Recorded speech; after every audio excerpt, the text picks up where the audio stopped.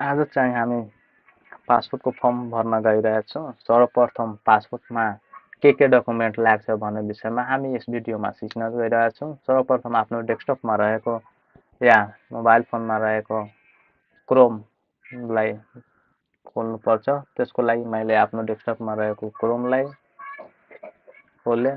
त्यसको लागि सर्च बक्समा गएर पासपोर्ट प्री इनरोलमेन्ट नेपाल भनेर सर्च गरिदिने। यस्तो सर्च गर्ने, त्यसलाई इन्टर गरिसकेपछि यसको अफिसियली वेबसाइट चाहिँ खुल्छ। त्यसको लागि मैले डिपार्टमेन्ट अफ पासपोर्ट भनिरहेछ, त्यसमा क्लिक गर्छु।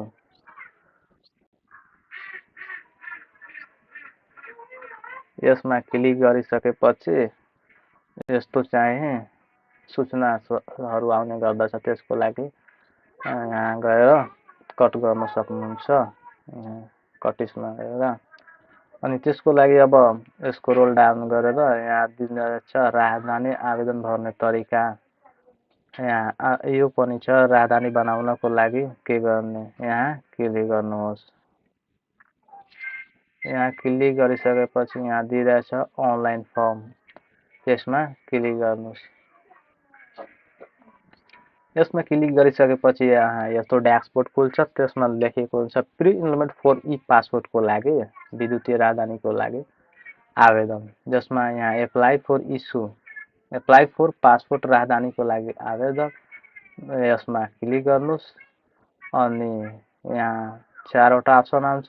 त्यसमा सर्वप्रथम यो चाहिँ पहिलो राजधानी लिनको लागि हो।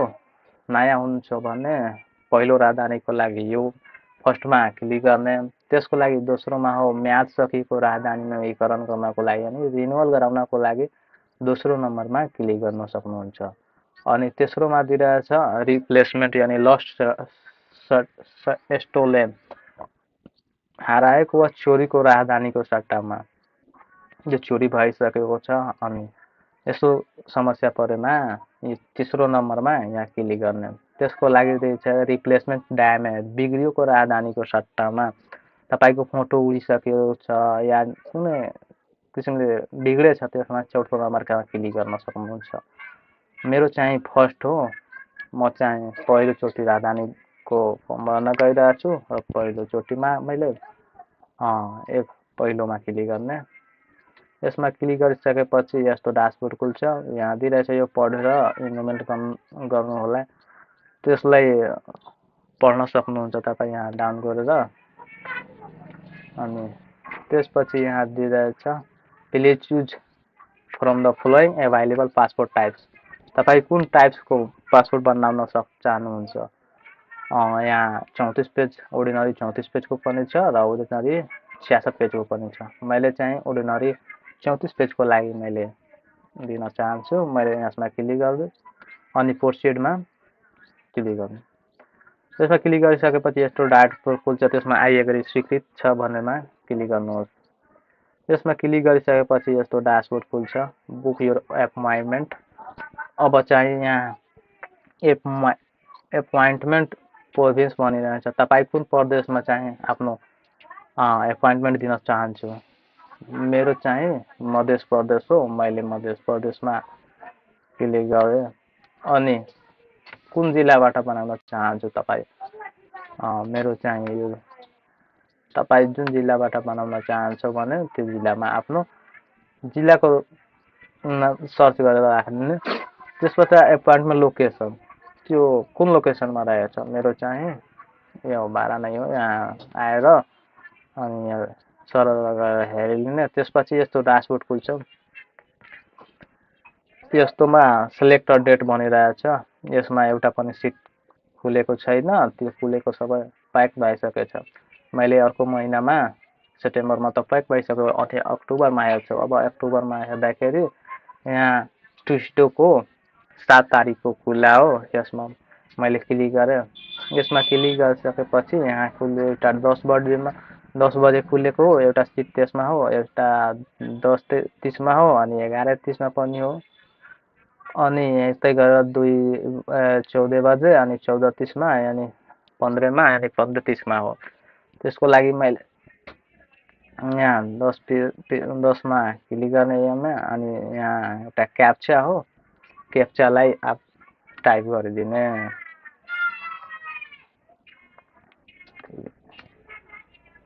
अनि यो टाइमलाई पनि मेरो चाहिँ 10:10 तपाईँ जुन पनि स्लट छाड्न सक्नुहुन्छ। मेरो चाहिँ 10:30 को हो। मैले यसमा क्लिक गरेर नेक्स्ट गरिदिएँ। नेक्स्ट गर्दाखेरि यस्तो पासपोर्ट इस्युएन्स भनेर आइरहेछ। एप्लिकेसन फर्म यहाँ आवेदन दिन सक्नुहुन्छ। यसमा ख्याल गर्नुपर्ने कुरा के हो भने त्यो दिइरहेछ reminding time the complete the process. यो चाहिँ 30 मिनटको हुन्छ। त्यस 30 मिनटभित्र तपाईँले यो फर्म भ्याउन सक्नुहुन्छ। 30 मिनटभित्र भ्याउन सक्नुहुन्न भने त्यो आफै फेरि फर्म भर्न सक्नुहुन्छ सर्भिसमा गएर। यहाँ मैले स्क्रोल डाउन गर्ने अनि त्यसपछि हामीले ख्याल पर्नुपर्ने त्यसमा यो म्यान्डेटरी फिल्ड भनिरहेछ। यो म्यान्डेटरी फिल्ड जति हो यो स्टार लागेको चिन्हलाई बढी ख्याल गर्नुपर्छ। यसमा बढी चाहिँ यसको भूमिका हुन्छ। यो जसरी भए पनि फिलअप गर्न सक्नुहुन्छ तपाईँले पनि। ल मैले चाहिँ डेमोग्राफिक इन्फर्मेसन जनसङ्ख्याको जानकारी भनिरहेछ। त्यसमा पहिलो चरण हो।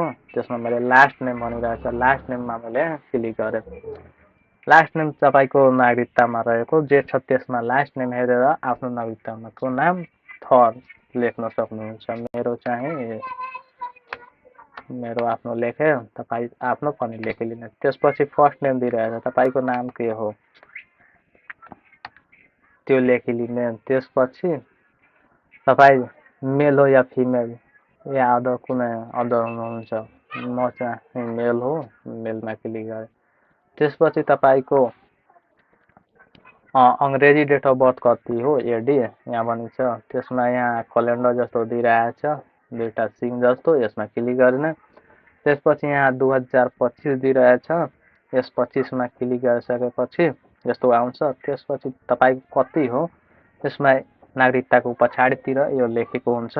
यसमा गएर तपाईँको जे छ त्यो आफ्नो लेखिलिने। अब इङ्ग्लिस डेट त भयो मेरो। अब त्यसपछि दिइरहेछ is this exact date of birth. तपाईँको एक्ज्याक्ट डेट सही हो भने यसमा यस क्लिक गर्ने। त्यसपछि यहाँ अब डेट अफ बर्थ बिएस भनिरहेछ। यसमा आफ्नो नेपालीमा लेख्न सक्नुहुन्छ। अब मेरो नेपालीमा जे छ मैले लेखिलिएँ।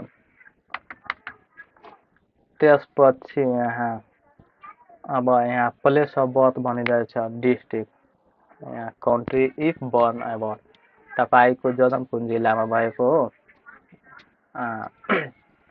त्यो छ त्यो लेखिलिनु। मेरो चाहिँ बारा जिल्ला हो। मैले बारा जिल्ला यहाँबाट यहाँ बारा जिल्ला हो। मैले बारा क्लिक गरेँ।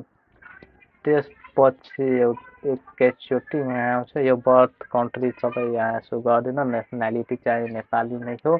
त्यसमा केही छेडखानी गर्न सक्नुहुन्न। त्यसपछि यहाँ फादर लास्ट नेम भनिरहेछ सरनेम।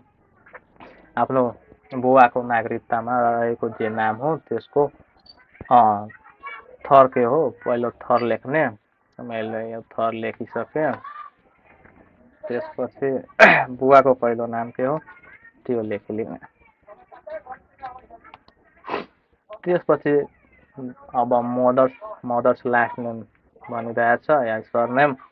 आफ्नो आमाको के हो नाम त्यसको थर के हो त्यो लेखिलिने। त्यसपछि नाम लेख्ने।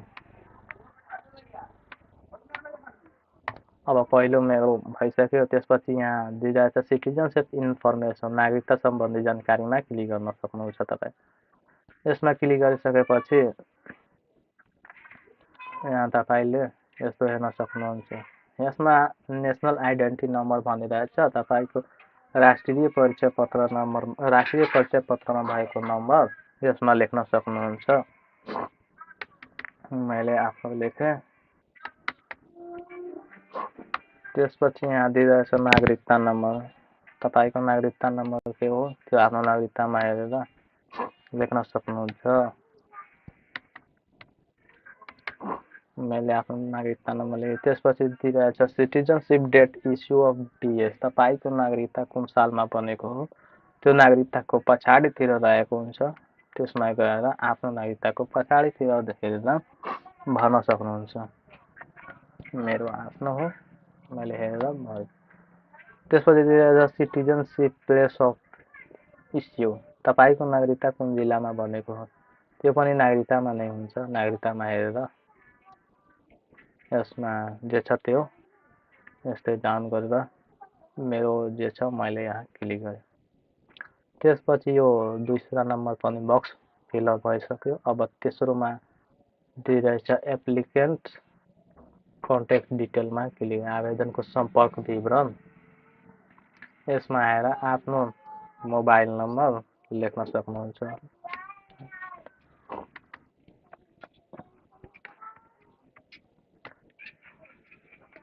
त्यसपछि यो इमेल हो, इमेल आफ्नो म्यान्डेटरी छैन, त्यो नभर्दा पनि हुन्छ। त्यस्तै मेन एड्रेस हाउस नम्बर त्यो पनि नभर्दा हुन्छ। अब मेन एड्रेस स्ट्रिट भिलेज हो, यसलाई म्यान्डेटरी हो, त्यसलाई फिलअप गर्न सक्नुहुन्छ। यसलाई जसले भए पनि फिलअप गर्नुपर्छ। मेरो घर जहाँ हो मैले लेखेँ, तपाईँको घर कुन ठाउँमा हो त्यो आफ्नो लेखिलिनु।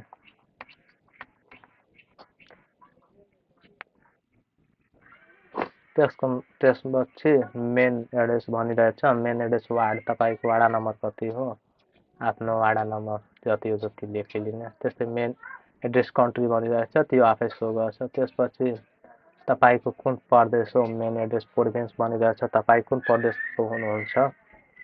जुन प्रदेशको हुनुहुन्छ भने त्यसमा क्लिक गरिसकेपछि यस्तो ड्यासबोर्ड खुल्छ। त्यसपछि जुन प्रदेशको हुन्छ त्यो प्रदेशलाई सेलेक्ट गर्न सक्नुहुन्छ। त्यसपछि मेन एड्रेस डिस्ट्रिक्ट भनिरहेछ। अब कुन जिल्लाको हुन्छ तपाईँ, यो जिल्लालाई बाराको हुन्छ भने बारामा क्लिक गर्ने। त्यसपछि मेन एड्रेस म्युनिसिपालिटी भनिरहेछ, यसमा क्लिक गर्ने। अनि तपाईँ कुन नगरपालिकाको हुनुहुन्छ, जुन नगरपालिकाको हो भने त्यो नगरपालिकाले यहाँ सो गर्छ। त्यो स्क्रोल डाउन गरेर आफ्नो नगरपालिकालाई सेलेक्ट गर्न सक्नुहुन्छ। यसमा मैले सेलेक्ट गरिसकिदियो। त्यसपछि चौथो नम्बरमा contact detail in case of emergency, जरुरी परेको सम्पर्क गर्ने विवरणमा क्लिक गर्न सक्नुहुन्छ। यसमा क्लिक गरिसकेपछि तपाईँले आफ्नो बुवा र आमाको दुवैमध्ये कुनै एउटालाई राख्न सक्नुहुन्छ। मैले चाहिँ आफ्नो बुवालाई राखेँ। तपाईँ आफ्नो जे छ त्यसलाई राख्न सक्नुहुन्छ। त्यसपछि यहाँ लास्ट नेम भनेको छ, लास्ट नेम मैले लेखिदिएँ। त्यसपछि फर्स्ट नेम,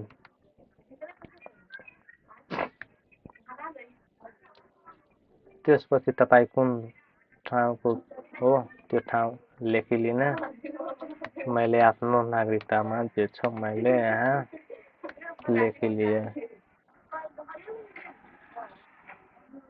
त्यसपछि तपाईँको वडा नम्बर कति हो त्यो लेखिलिनु। त्यो कन्ट्री भइरहेछ, यो कन्ट्री त्यसमा नल त्यो आफैले सो गर्छ। त्यसपछि तपाईँको कुन प्रदेश हो त बुबाको चाहिँ, मेरो चाहिँ मध्य प्रदेश हो। यहाँ मध्य प्रदेशमा यहाँ आएर क्लिक गर्ने।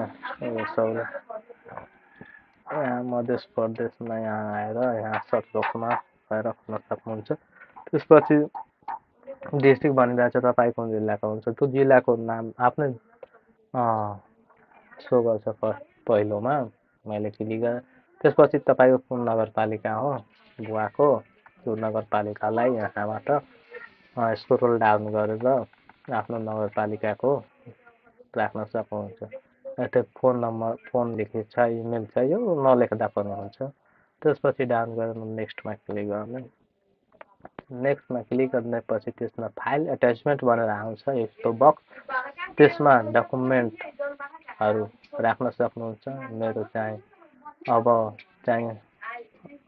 सिटिजनसिप सर्टिफिकेट फन्ड भनिरहेछ, यसमा क्लिक गरेर आफ्नो जुन ठाउँमा राख्नुहुन्छ डकुमेन्ट त्यो डकुमेन्ट यहाँ सो गर्छ। अनि गएर जुन ठाउँमा राख्नुहुन्छ डेस्कटपमा या डाउनलोडमा, जुन ठाउँमा राख्नुहुन्छ तपाईँले त्यो ठाउँबाट लिन सक्नुहुन्छ। मेरो चाहिँ डेस्कटपमा हो, मैले आफ्नो नागरिकताको फ्रन्ट साइज फोटो राख्यो। यसमा दुईचोटि क्लिक गर्दा त्यो आफै लिन सक्छ। त्यसपछि दोस्रोमा सिटिजनसिप ब्याक भनिरहेछ, यसमा क्लिक गर्ने। त्यसपछि आफ्नो नागरिकताको पछाडिपट्टिको फोटो राख्न सक्नुहुन्छ। त्यसपछि यसो डाउन गर्ने अनि नेसनल आइडी भनिरहेछ इआइडी, त्यसमा क्लिक गर्न सक्नुहुन्छ। त्यसपछि रहेको छ एनआइडी नम्बर, एनआइडी यहाँ एनआइडी फोटो भनिरहेछ, यहाँ एनआइडी राखिदिनु। त्यसमा यहाँ डाउन गरेर नेक्स्टमा क्लिक गर्ने। नेक्स्टमा क्लिक गरेपछि यस्तो डकुमेन्ट खोल्छ, यस्तो ड्यासबोर्ड। अनि जे सरर एउटा सबैलाई सच्याउन सक्नुहुन्छ। सच्याएर एकचोटि सबमिट गरिसकेपछि पुनः सबमिट गर्न सक्नुहुन्न। अब जे छ जे सच्याउन सक्नु, यहाँ कलम जस्तो एउटा लोगो दिइरहेको छ, यो लोगोमा क्लिक गरेर यहाँ सच्याउन सक्नुहुन्छ। मेरो चाहिँ सबै ठिक हो। अब मैले अपडेट गरेँ, त्यो आफै भइहाल्छ। त्यसपछि स्क्रोल डाउन गर्नु, यहाँ एउटा क्याप्चा आउँछ, यो क्याप्चालाई टाइप गरिदिनु। टाइप गरिसकेपछि यहाँ सेभको बटनमा क्लिक गर्नु।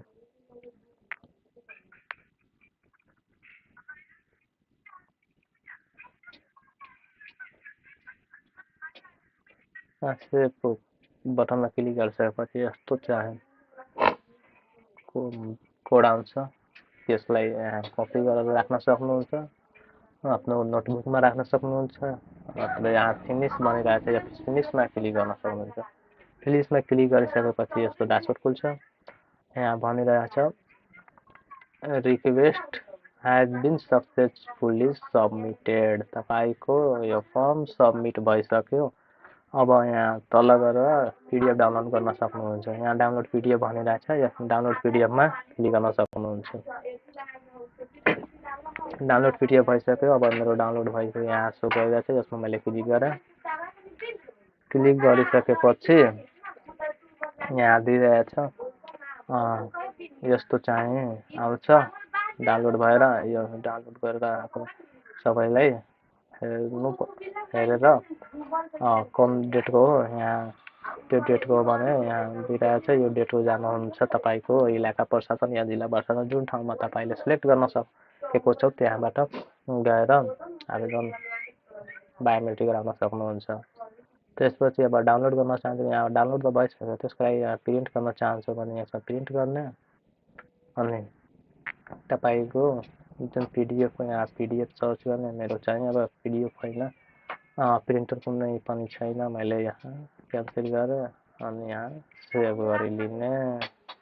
ल, थ्याङ्क्स दिस वाचिङ।